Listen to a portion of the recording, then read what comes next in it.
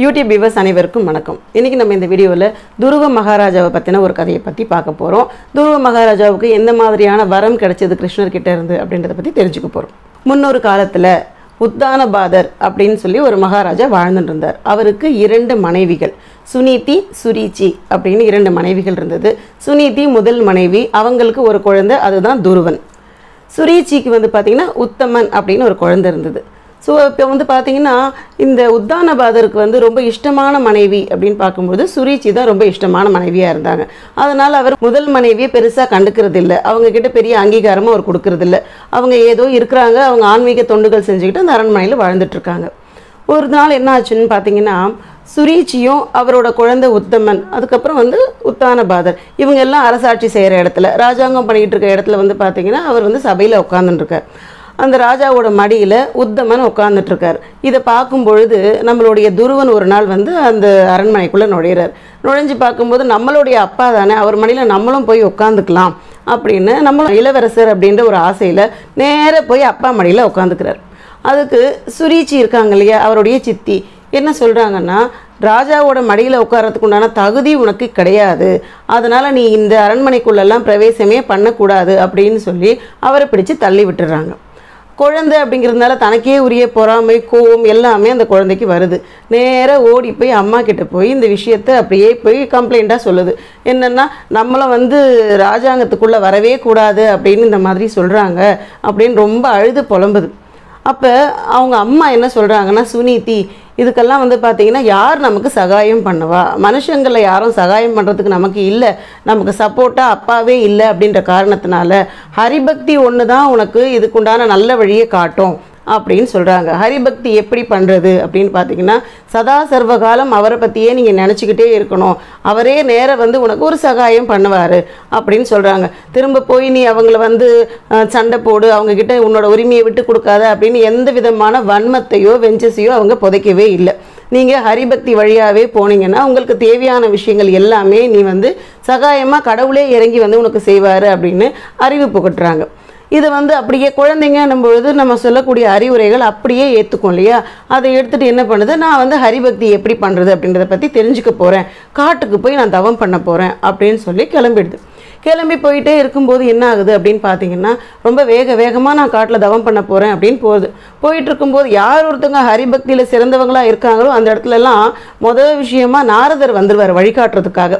அவர் பார்த்தீங்கன்னா முக்காலம் உணர்ந்தவர் அப்படிங்கிற காரணத்தினாலேயே முன்னாடியே தெரிஞ்சுட்டு அறிவுரை கொடுக்கறதுக்காக வரார். என்ன சொல்கிறாருன்னா, இந்த தவம் செய்கிறது அப்படிங்கிறதெல்லாம் நீ ஒரு சின்ன குழந்தை, உன்னாலெல்லாம் முடியாது, நீ நேராக திரும்ப வீட்டுக்கு போய் நீ சாப்பிட்டு அழகாக போய் தூங்கு, உனக்கு பசி வந்துடும், உன்னாலெல்லாம் பசி தாங்க முடியாது, சாப்பிடாமல் எவ்வளோ நேரம் தவமெல்லாம் உன்னால் பண்ண முடியும், இந்த தவமெல்லாம் நீ கிருஷ்ணரை நேராக பார்க்கணும் அப்படின்னு முடிவு பண்ணினா எவ்வளவு காலம் ஆகும்னு உனக்கு தெரியுமா அப்படின்லாம் சொல்லி அவரோட மைண்டை கொஞ்சம் திருப்பி விட பார்க்குறாரு.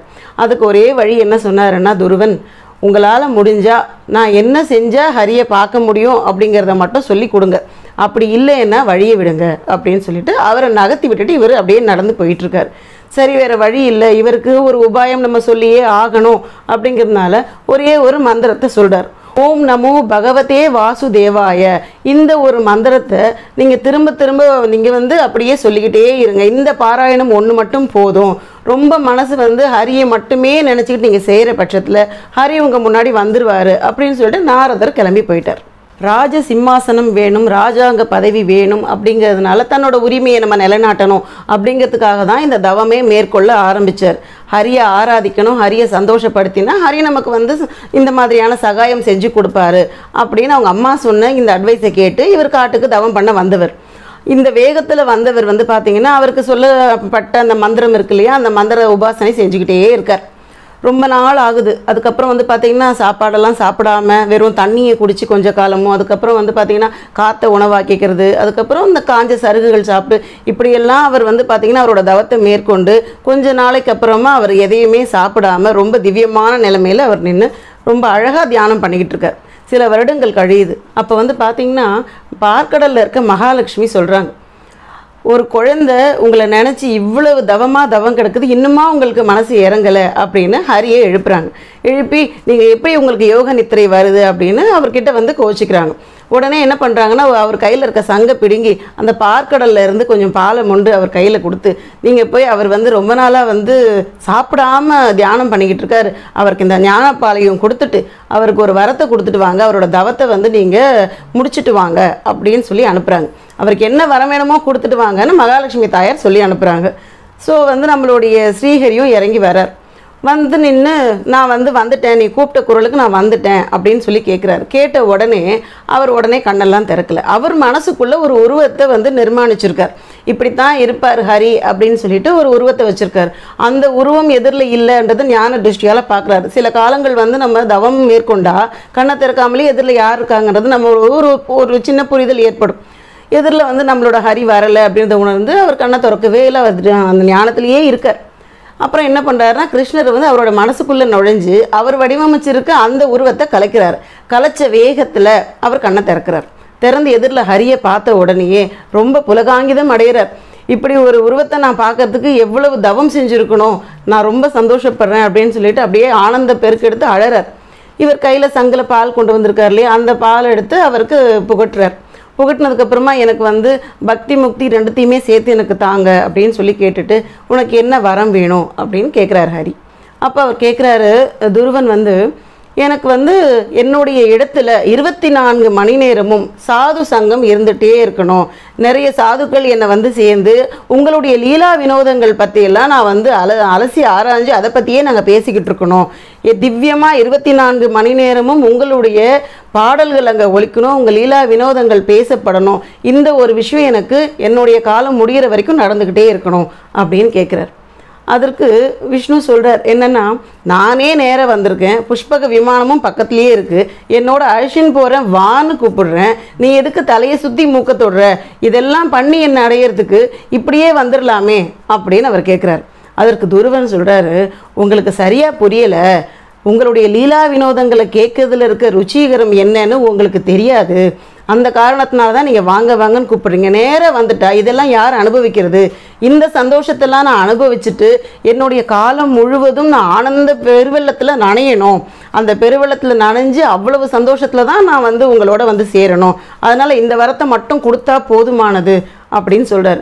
இதை கேட்ட உடனே கிருஷ்ணருக்கே ஒரு ஆசை வந்துடுச்சு, நம்மளுடைய லீலா வினோதங்கள் பேசப்படும் பொழுது அவ்வளவு ருசிகரமாக இருக்குமா அப்படின்னு அவர் மனசுக்குள்ளே ஒரு பிளான் வச்சுக்கிட்டார். இதற்காகவே ஒரு பிறவி எடுத்து இந்த விஷயங்கள்லாம் நம்மளும் தெரிஞ்சுக்கணும் அப்படிங்கிறதுக்காக அவர் மனசில் ஒரு பிளானை வச்சுக்கிறாரு. இவர் கேட்ட மாதிரியே துருவனுக்கு வந்து பார்த்திங்கன்னா அந்த வரம் அளிக்கப்பட்டது.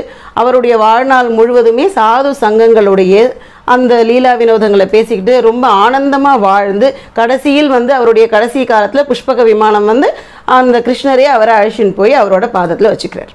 ராதை கொண்ட பக்தி போலவே ஒரு மனிதனும் கிருஷ்ணர் மேலே அவ்வளவு அளவுக்கு அதிகமான பக்திகளை செலுத்தி அவங்க லீலா வினோதங்கள் பற்றி பேசுறதுல என்ன அப்படி ஒரு ருசிகரம் இருக்குது அப்படின்னு தெரிஞ்சுக்கிறதுக்காக கிருஷ்ணர் ரொம்ப ஆசைப்பட்டு என்ன யோசிக்கிறாருன்னா, அவர் ஆல்ரெடி பிளான் பண்ண மாதிரி கிருஷ்ணரும் ராதையும் சேர்ந்த மாதிரியான ஒரு இரண்டும் கலந்த ஒரு அவதாரம் எடுக்கணும், அவதாரம் எடுத்து கிருஷ்ணர் மேலே மோகம் கொள்ளணும் அப்படின்னு அந்த பக்தி ருசியை தானும் அனுபவிக்கணும் அப்படிங்கிறதுக்காகவே சைத்தன்ய மகாபிரபுவா அவர் ஒரு அவதாரம் எடுக்கிறாரு.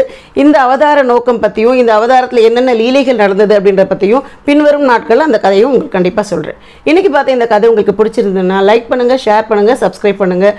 மேலும் ஆன்மீக கதைகள் உங்களுக்கு எது விருப்பமான கதைகள் அப்படின்னு நீங்கள் கமெண்ட் செக்ஷனில் கமெண்ட் பண்ணுங்கள். நன்றி, வணக்கம்.